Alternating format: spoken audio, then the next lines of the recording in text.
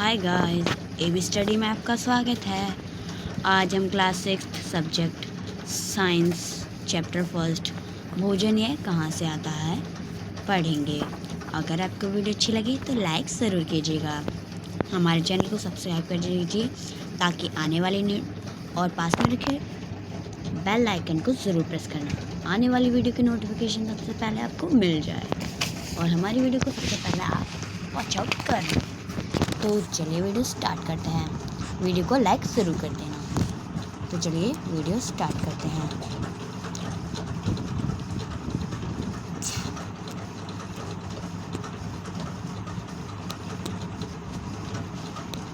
यहाँ हम पढ़ने वाले हैं इस चैप्टर को और यहाँ पे हम पढ़ेंगे भोजन यह कहाँ से आता है। आज आपने अपने घर में क्या क्या खाया था, पता लगाइए कि आपने आज घर में क्या क्या खाया था। पहले आपको तो ये याद कर लेना है। याद आया कि आपने आज घर में क्या खाया था? अगर याद आ गया हो तो फिर आगे बढ़ते हैं।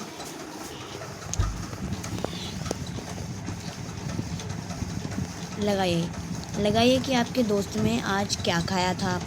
क्या आपने कल और आज एक ही प्रकार के आहार लिया था? क्या यह सत्य है? अलग अलग समय में हम विभिन्न प्रकार का आहार लेते हैं।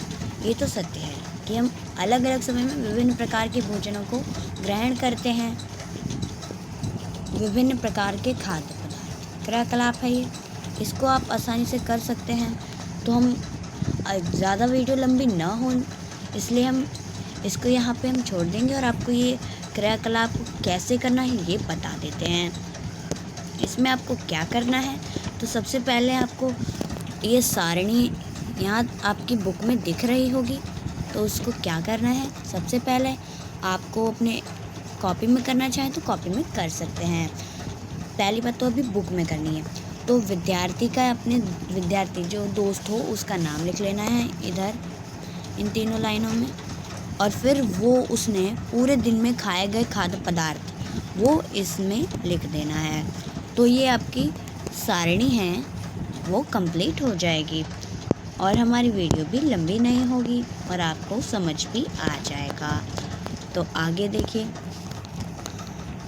अपने भोजन में हम अनेक प्रकार की चीज़ें खाते हैं। खाने में कि ये सभी चीज़ें जिसमें किससे बनी हैं। पक्के चावल के बारे में सोचो, हम कच्चा चावल लेते हैं, उसे पानी में उबालते हैं। इसे तैयार करने में हमें 2 पदार्थ संगठनों की आवश्यकता होती है। दूसरी और कुछ भोजन तैयार करने में हमें कई संगठनों की आवश्यकता होती है। यदि हम सब्जी बनाना चाहते हैं तो हमें अलग अलग कई प्रकार की कच्ची सब्जियां, नमक, मसाला, तेल आदि की आवश्यकता होगी। तो इन सब की आवश्यकता होती है हमें ये सब बनाने के लिए। तो अब हम नेक्स्ट क्रियाकलाप देखते हैं। इसमें भी आपको कुछ ऐसे ही करना है। सारणी क्रियाकलाप 1 की तरह ही आपको इसमें भी करना है। सारणी 1.1 में सूचीबद्ध कुछ खाद्य पदार्थों को छांटिए और अपने दोस्तों तथा घर पर चर्चा करके जानकारी प्राप्त कीजिए कि इनको बनाने में कौन कौन सी सामग्री चाहिए होती है। वस्तु का नाम और उसमें प्रयुक्त कच्ची सामग्री कुछ उदाहरण सहित 1.1 में दिए गए हैं। कुछ अन्य सूचियाँ भी जोड़ सकते हैं आप। तो इसमें क्रियाकलाप में लिखना है कि आप कोई खाद्य पदार्थ का नाम लिख लें और उसमें जो कच्ची सामग्री लगती है वो लिख लें। रोटी चपाती में बनाने के लिए आटा और जल की आवश्यकता होती है। दाल बनाने के लिए कच्ची दाल, जल, नमक, तेल या घी, मसाले आदि की आवश्यकता होती है। यहाँ पे आप कुछ और भी लिख सकते हैं, जैसे मैं यहाँ पे लिख देता हूँ पनीर। तो यहाँ पे मसाले, स्पाइसेस और मसाले लिख लेना। मसाले लगते हैं टमाटर, प्याज, तेल, मटर आदि जैसी चीज़ें लगती हैं और पानी भी थोड़ा। आगे नेक्स्ट देखते हैं। नेक्स्ट क्या होगा, यहाँ पे देखते हैं। इसमें हम पहले थोड़ा जूम कर लेते हैं तो आपको दिखेगा।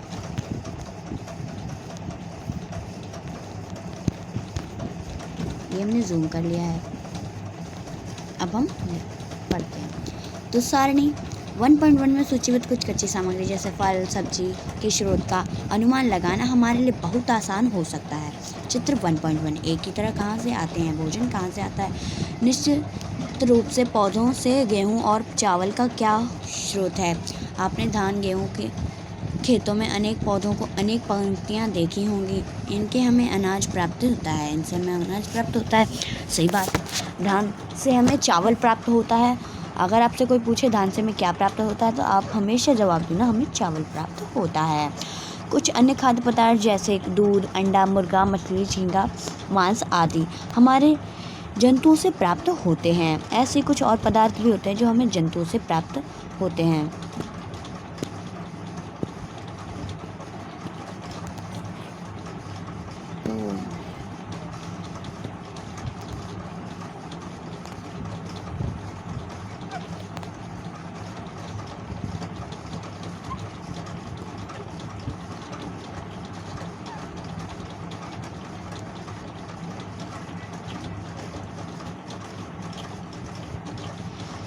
यहाँ पे अब हम पढ़ लेते हैं नेक्स्ट।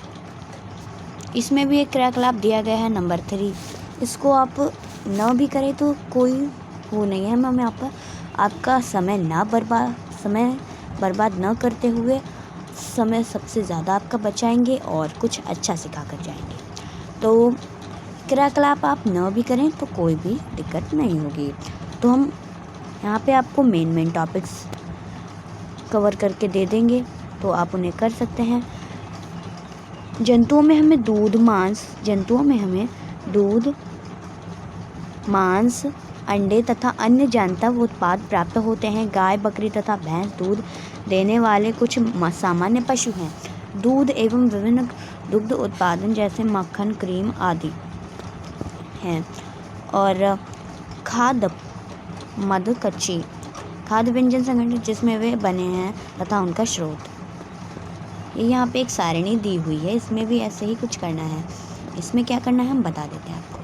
सबसे पहले लिखना है खाद्य मद और कच्ची सामग्री और स्रोत। इडली, चावल, पौधे, पादप, उड़द की दाल, नमक, जल। इनसे हम क्या बना सकते हैं वो हमें लिखना है। और यहाँ पे स्रोत होगा कि ये कहाँ से प्राप्त होता है और इससे हम क्या बना सकते हैं, ऐसे इसमें करना है। आगे देखिए, आगे पढ़ते हैं।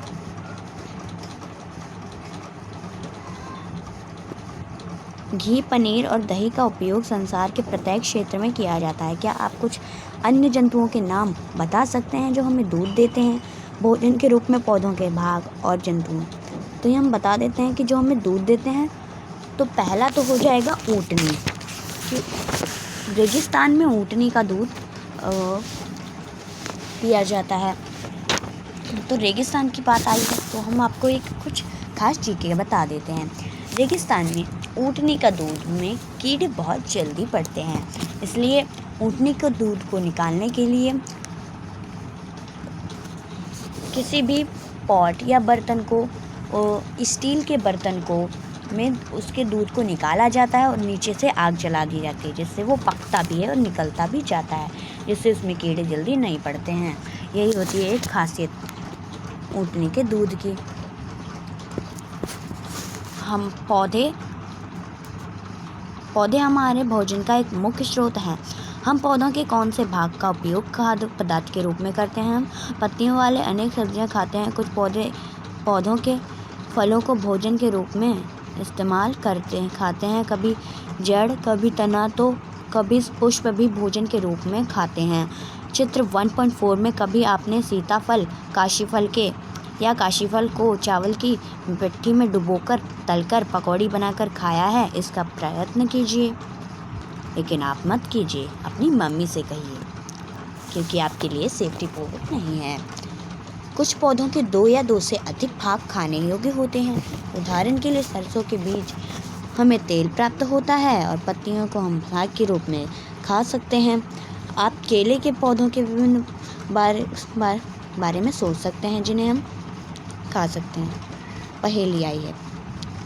पहेली जानना चाहती है कि हमारे भोजन का पौधों और जंतुओं के अलावा भी कोई अन्य स्रोत है?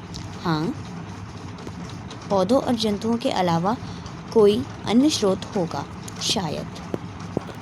तब लेकिन हमें यहाँ पे पढ़ना है बुक।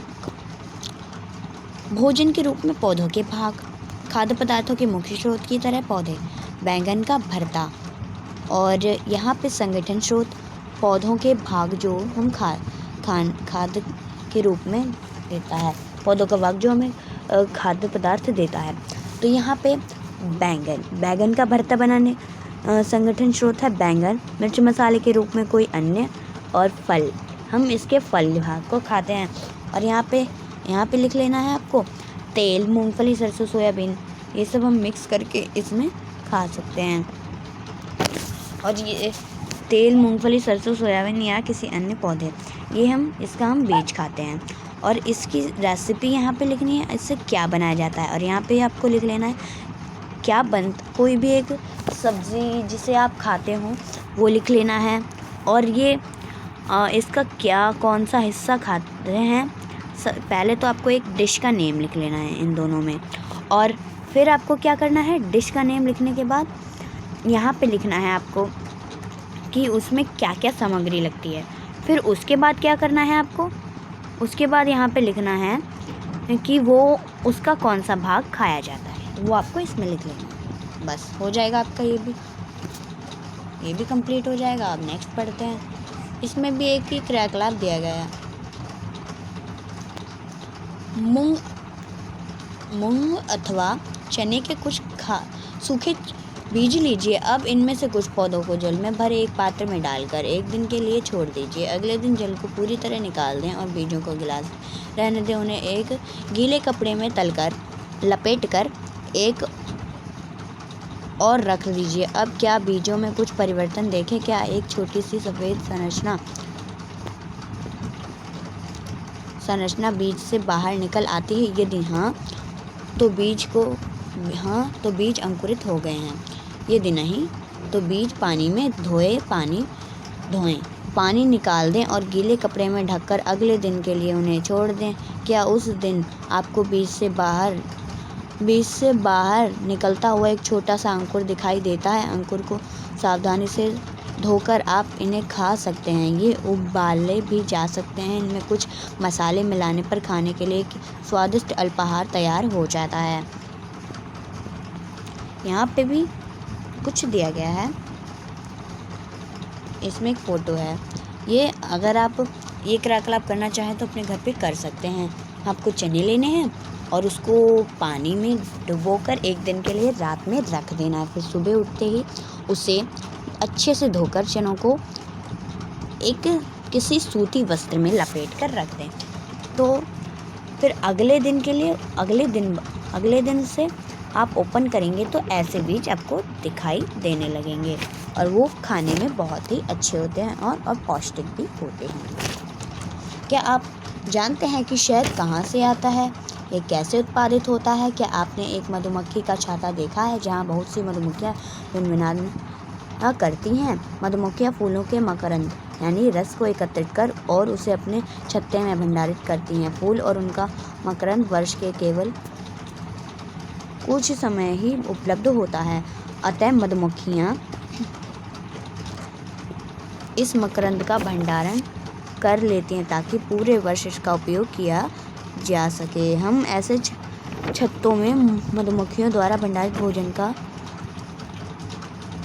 भोजन का शहद के रूप में उपयोग करते हैं। जंतु क्या खाते हैं?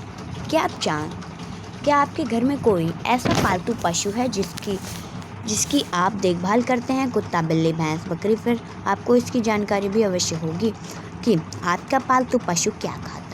अन्य जंतु क्या खाते हैं?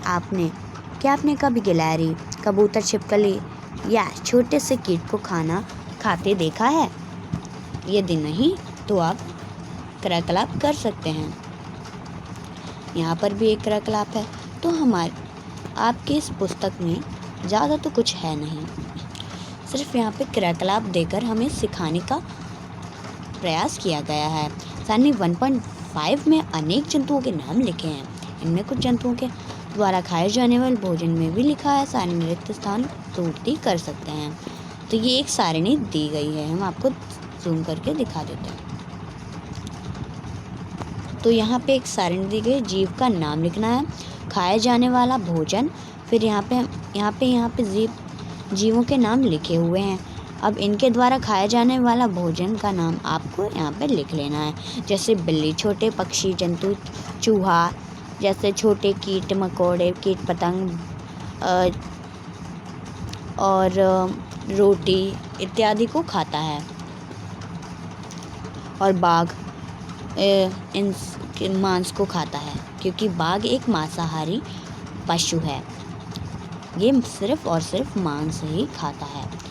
इस क्रियाकलाप में आपको एक अच्छी चीज़ सीखने को मिलेगी, और वो भी थोड़ी नॉलेज भरी होगी। फिर से सारणी 1.5 में ध्यान देखिए और इसके जंतुओं को 3 वर्गों में विभाजित कीजिए। पहले वर्ग में केवल उन जंतुओं का नाम लिखिए जो केवल पौधों और पादप खाते हैं, इन्हें शाकाहारी कहते हैं। फिर से कह रहा हूँ, जो केवल पौधे और पादप उत्पाद खाते हैं, इन्हें शाकाहारी कहते हैं। यहाँ कुछ जंतु जैसे हैं, कुछ प्राणियों को खाते हैं, इन्हें दूसरे वर्ग में रखते हैं।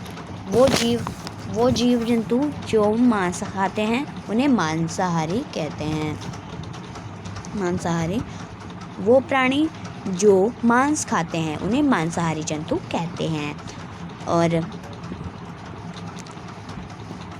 क्या आप जानते हैं, क्या आप कुछ ऐसे जंतुओं को जानते हैं जिनका भोजन पौधों और जंतु दोनों को ही होते हैं? इन्हें तीसरे वर्ग में विभाजित किया गया है, ये सर्वाहारी कहलाते हैं। दोस्तों, हम आपको बताएं कि जो 2 वर्ग के लोग हैं, जो 2 वर्ग के जीव होते हैं, मांसाहारी और शाकाहारी। अगर कोई भी जीव ये मांस और शाकाहारी वस्तुओं को खाता है, शाकाहारी पादपों को खाता है, पादप या शाकाहारी भोजन और मांसाहारी भोजन दोनों ही करता है, तो वो सर्वाहारी कहलाएगा। तो वे जीव जो शाकाहारी व मांसाहारी दोनों ही हैं, उन्हें सर्वाहारी कहा जाता है। तो इसका सबसे अच्छा उदाहरण है मानव एक सर्वाहारी भी है, और एक मानव सर्वाहारी, मांसाहारी, शाकाहारी तीनों प्रकार में वर्गीकृत है। और सीधे शब्दों में कहें तो मानव एक सर्वाहारी जीव है। शाकाहारी, मांसाहारी, सर्वाहारी। यहाँ पे शाकाहारी जीव के नाम लिखने हैं, मांसाहारी जीवों के नाम लिखने हैं और सर्वाहारी जीवों के नाम लिख देने हैं। आगे पढ़िए, आगे पढ़ते हैं, देखते हैं। यहाँ पे हम कुछ प्रमुख वर्ड शब्दों को जानेंगे। प्रमुख शब्द हमारे हैं संगठन। संघटक क्या होता है? संघटक हमारा वह शब्द है जिससे हम किसी भी शब्द, संघटक आपने इसमें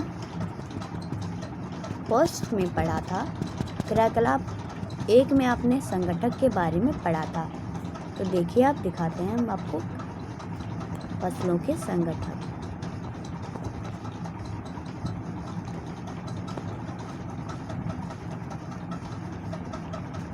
हाँ, ये रहा। पौधों के भाग जो हमें संघटक देता है, यानी कि हमें क्या देता है? वह फल जो पादप उत्पाद करते हैं, जिसका पादप उत्पादन करते हैं, उसे हम संगठन कहते हैं। अब हम आगे देखते हैं खाद यानी भोजन, खाद्य पदार्थ। जैसे हम खाद्य पदार्थ होता है ना, वैसे ही भोजन। मकरंद यानी किसी भी चीज़ का रस, उसे मकरंद बोलते हैं। अंकुरित बीज, जैसे आपने चने को भिगोकर उसे अंकुरित किया था, और वह एक तरह का बीज भी है, तो उसे हम अंकुरित बीज कहते हैं। शाकाहारी वह जीव जो सिर्फ पादप पौधों का सेवन करते हैं, उन्हें शाकाहारी कहते हैं। और वह जीव जो मांस का सेवन करते हैं, उन्हें मांसाहारी कहते हैं। और वह जीव जो पादप, शाकाहारी और सर्वाहारी दोनों प्रकार के भोजन का सेवन करते हैं उन्हें सर्वाहारी कहा जाता है। अब यहाँ पे हम आगे सारांश पढ़ लेते हैं। भारत के विभिन्न प्रदेशों में खाए जाने वाले भोजन बहुत से अधिक विविधता है। हमारे भोजन में मुख्य स्रोत पौधे तथा जंतु हैं। जो पौधे केवल पादप खाते हैं उन्हें शाकाहारी, जो पौधे केवल जंतुओं को खाते हैं, जो जंतु केवल पादप खाते हैं उन्हें शाकाहारी कहते हैं, और जो जंतु केवल जंतुओं को खाते हैं मांसाहारी कहलाते हैं, और जो जंतु पादप तथा दूसरे प्राणी दोनों को ही खाते हैं उन्हें सर्वाहारी कहते हैं। अगर आपको वीडियो अच्छी लगे तो लाइक कीजिए और हमारे चैनल AB स्टडी को सब्सक्राइब करना न भूलें। तब तक के लिए till then bye, stay safe, stay healthy. सबसे पहले तो आप जाकर हमारी वीडियो को लाइक कर दीजिए। बहुत मेहनत लगती है एक वीडियो बनाने में, और आपकी एक डिमांड पे हम एक से एक वीडियो लेकर आ जाते हैं। हमारे AB स्टडी चैनल को सब्सक्राइब कीजिए और पास में रखे बेल आइकन को ज़रूर प्रेस करें, और आप इसको प्रेस करेंगे तो ये ग्रे कलर का हो जाएगा। और ज़्यादा से ज़्यादा शेयर करें। कम से कम आपको 10 लोगों तक इसे पहुंचाना है। तो प्लीज़ हमारे चैनल को सब्सक्राइब करें और बेल आइकन को ज़रूर प्रेस करना। तब तक के लिए till then bye, stay safe, stay healthy. धन्यवाद।